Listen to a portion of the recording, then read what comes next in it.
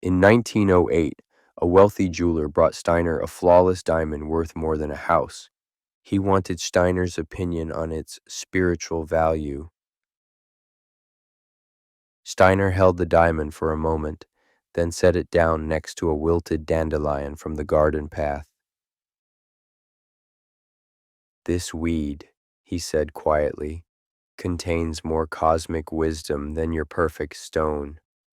One is a corpse of ancient light, the other is light still dancing." The jeweler left confused, but 3 months later, he sold his entire collection and became one of the first biodynamic farmers, because in that moment, Steiner had shown him the difference between death pretending to be precious and life pretending to be common. Welcome back, awakening souls. For 2 days, you've been learning to see life forces, but today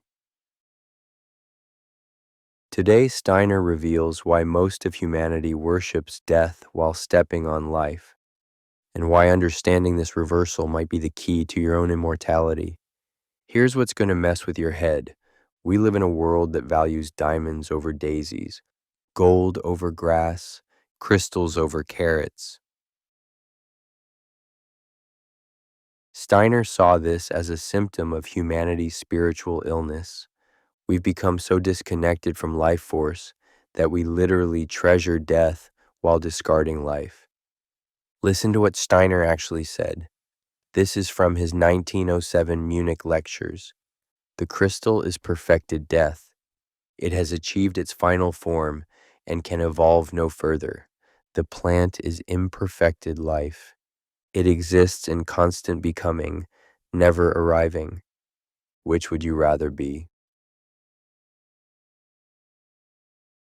But here's where it gets really wild. Steiner taught that learning to perceive the difference between crystal consciousness and plant consciousness was the secret initiation of all mystery schools. Modern science tells us crystals have perfect molecular structure, unchanging, eternal. Plants are messy, chaotic, constantly breaking down. But Steiner revealed the paradox. That perfection is precisely what makes crystals dead. They've stopped becoming. They've finished their journey. Plants, they're ugly with life, imperfect with possibility, chaotic with creative force. Dr. Ida Wegman, Steiner's closest collaborator, documented an extraordinary teaching moment. A student brought Steiner a quartz crystal, claiming she could feel its high vibration. Steiner asked her to hold the crystal in one hand and a freshly picked leaf in the other. "Now," he said, "tell me which one is vibrating." After a moment, the student began crying. "The leaf," she whispered. "The crystal is silent, dead silent." "Exactly," Steiner replied. "Now you understand why ancient priests wore living wreaths, not crystal crowns." Here's what Steiner revealed that changes everything. Crystals show us our past. Plants show us our future. Every crystal on Earth is made from substances that were once alive. Compressed life, fossilized light, the end point of evolution. But plants, they're evolution in action. They're showing us what we're becoming, beings that transform light into love, death into life, matter into spirit. For today's practice, you'll need a crystal or stone, any kind, and a living plant or fresh leaf. If you can't find these, a clear mental image works, but Steiner stressed that physical objects teach what imagination cannot. What you're about to experience might shatter some New Age beliefs, but Steiner wasn't interested in comforting lies. He was interested in uncomfortable truths. Arrange yourself with the crystal in one hand or before you, and the plant or leaf in the other. Equal distance, equal attention. Close your eyes and take 3 breaths. With each breath, release your preconceptions about crystals being high vibration or plants being lower consciousness. Breathe in, releasing all spiritual materialism.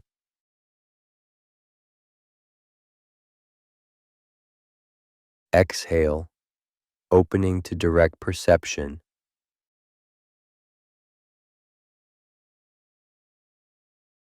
Again, breathing in beginner's mind.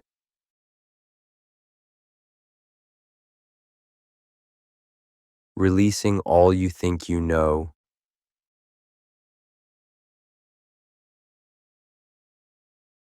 Once more, inhaling pure awareness.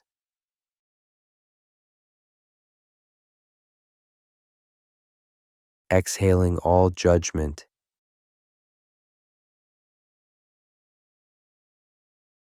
Open your eyes, look first at the crystal. Appreciate its beauty, its clarity, its perfection.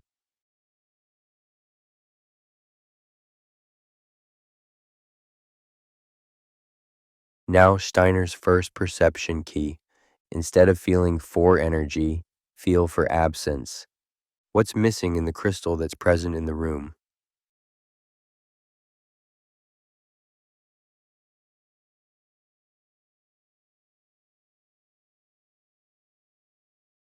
Don't imagine, just notice. Is there a quality of finality, completion, a beautiful full stop?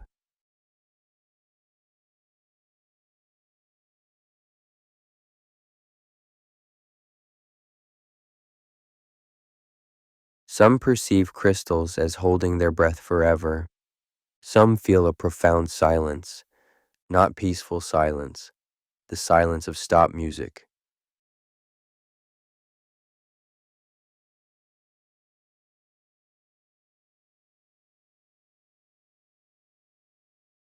Now shift to the plant or leaf. Same soft gaze, but now feel for presence. What's here that wasn't in the crystal?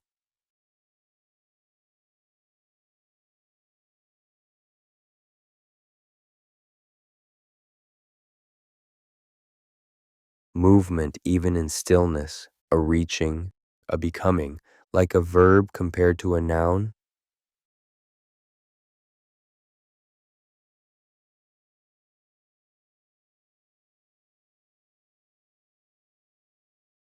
Close your eyes, hold the crystal in your awareness. Feel its consciousness, and yes, it has consciousness. But what kind?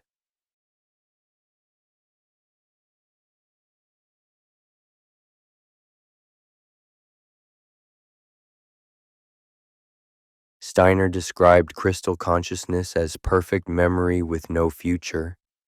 It remembers its journey from life to mineral, but it dreams no dreams.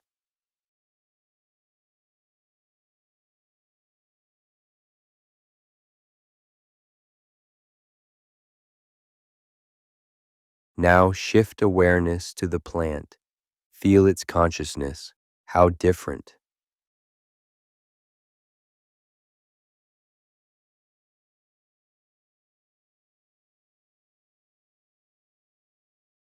Steiner called plant consciousness perfect future with no memory, always becoming, never remembering what it was.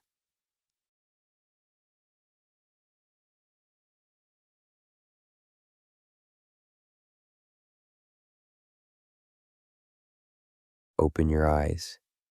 Now, the advanced perception. Look at the space around the crystal, then the space around the plant.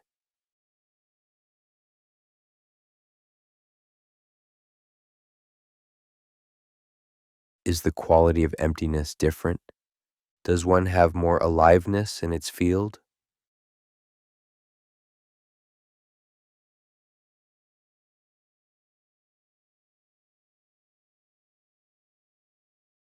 If you have both objects, try this. Bring your hands slowly between them. Feel the difference in the fields. Not stronger or weaker, fundamentally different kinds of force.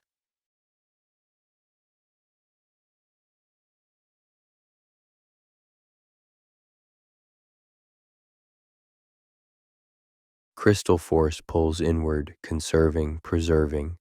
Plant force radiates outward, giving, transforming.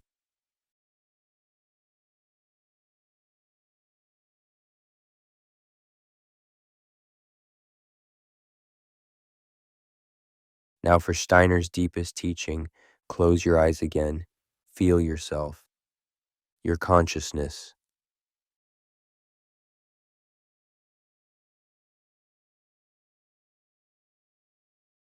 Where in you is crystal-like? Your bones, your memories, your fixed beliefs, the parts that have stopped growing.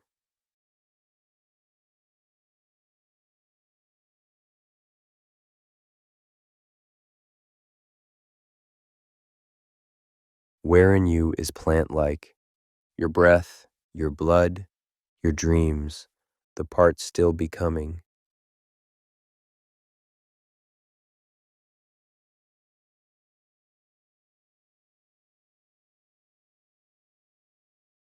Steiner's revelation, the human being is the only creature that contains both principles. We are crystal becoming plant, death becoming life, past becoming future.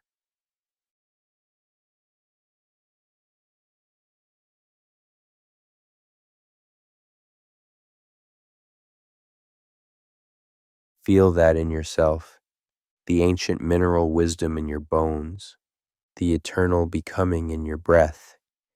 You are the bridge between death and life.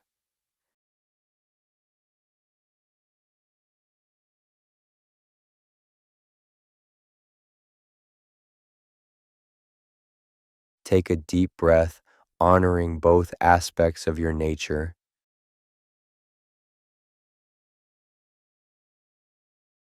and open your eyes. Notice how different crystals and plants feel to you now. This isn't about rejecting crystals. They have their place. It's about understanding what they actually are and aren't.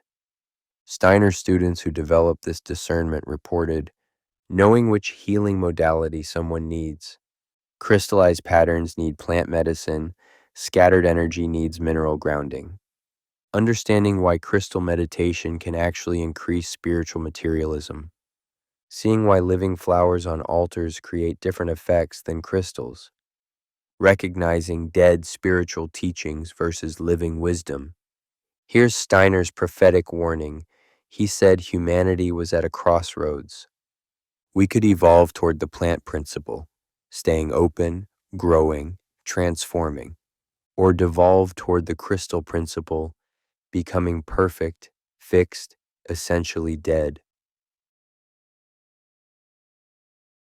The Ahrimanic forces, he warned, want to turn Earth into a crystal planet, perfect, predictable, without freedom. The Christ impulse wants Earth to become a garden, imperfect, surprising, eternally creating. Your assignment.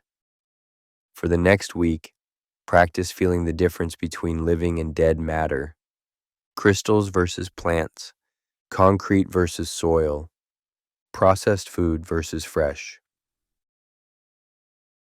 Steiner said this discrimination was essential for navigating the spiritual worlds, where dead thoughts can masquerade as living wisdom.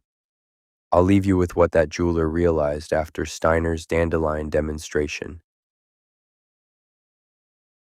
I spent my life pursuing perfection in death, while perfection in life was growing through the cracks in my driveway.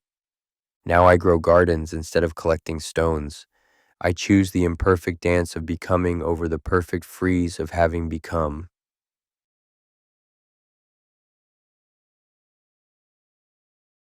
Today, you've learned to see this difference. Use this perception wisely. One last moment. Close your eyes. Feel the parts of you that have crystallized. Old wounds, fixed ideas, completed stories. Thank them. They've served their purpose.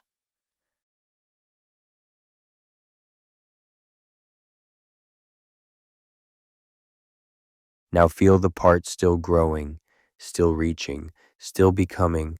Water these with your attention.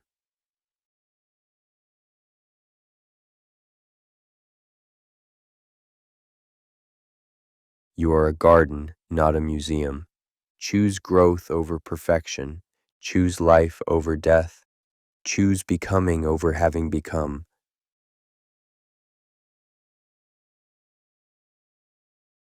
Open your eyes.